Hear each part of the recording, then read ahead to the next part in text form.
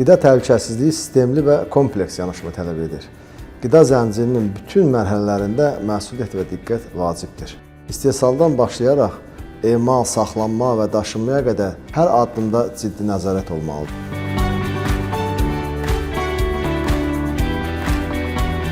İstehsalçı ilə istehlakçı arasındakı yol risklərlə doludur və bu risklərin idarə olunması təhlükəsizliyin təməlidir.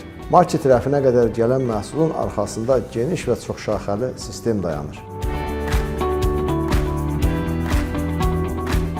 Bu sistemin düzgün işləməsi gələcək nəsillərin sağlamlığını qorumaq deməkdir. Qida təhlükəsizliyinə nəzarət tək dövlətin deyil, hər kəsin işidir. Gəlin təhlükəsizlik qida ilə sağlam gələcəyə birlikdə addımlayaq.